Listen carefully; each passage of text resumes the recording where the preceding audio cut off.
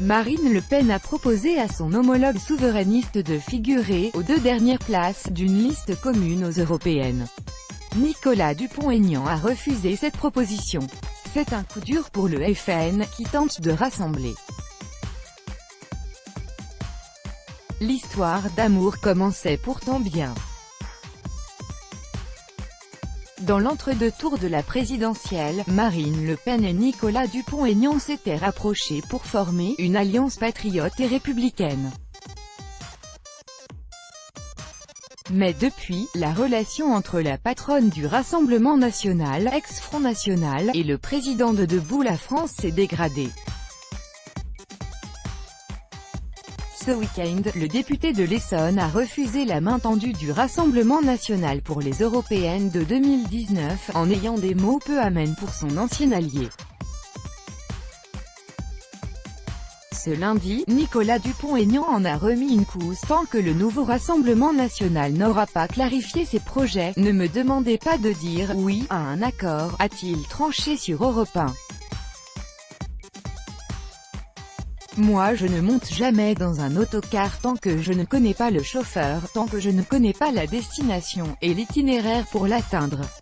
Je dis à Marine Le Pen, qu'elle travaille, et puis on se reverra.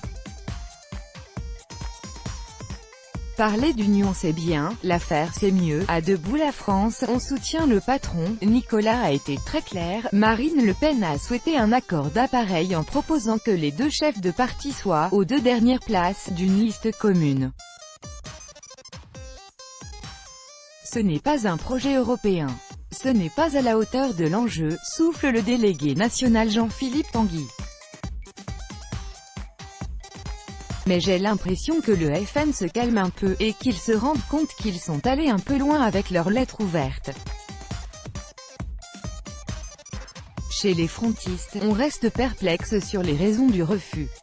J'espérais que vous en saviez plus que moi, ironise Sébastien Chenu.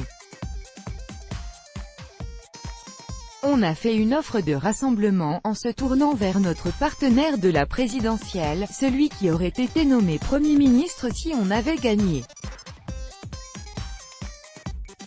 Parler d'union c'est bien, l'affaire c'est mieux. Le député frontiste du Nord regrette les mots de Nicolas Dupont-Aignan. J'ai l'impression qu'il ne sait pas trop comment nous dire non. Nous avons fait un colloque sur l'Europe, on a évolué sur la question de l'euro, on ne vient pas les mains vides, donc son truc sur le manque de travail est un peu confus et pas très élégant. Mais la porte reste ouverte. Marine Le Pen a montré de grosses faiblesses lors du débat. À Debout la France, on déplore la méthode de Marine Le Pen. Mais la rupture est peut-être plus profonde. Au mois d'août déjà, le candidat gaulliste torpillait les défauts et les excès du FN. La proposition de Marine Le Pen est arrivée à brûle-pourpoint au moment où il y a des défections dans ses rangs. L'idée n'est pas de refaire une liste avec le FN et quelques supplétifs, tranche Nicolas Dhuicq, ex-député LR, qui a rejoint Debout la France en février dernier. Nicolas Dupont-Aignan porte un combat courageux sur sa personne. Il a tiré les leçons de l'échec et a la légitimité pour porter une liste. Marine Le Pen a elle montré de grosses faiblesses lors du débat face à Macron. Il faudra du temps pour que sa parole redevienne crédible. Pour la présidente frontiste, l'affaire fait tache, au moment où son parti prend le nom de Rassemblement national. Ce n'est pas parce que Dupont-Aignan dit « non » que d'autres ne diront pas « oui ».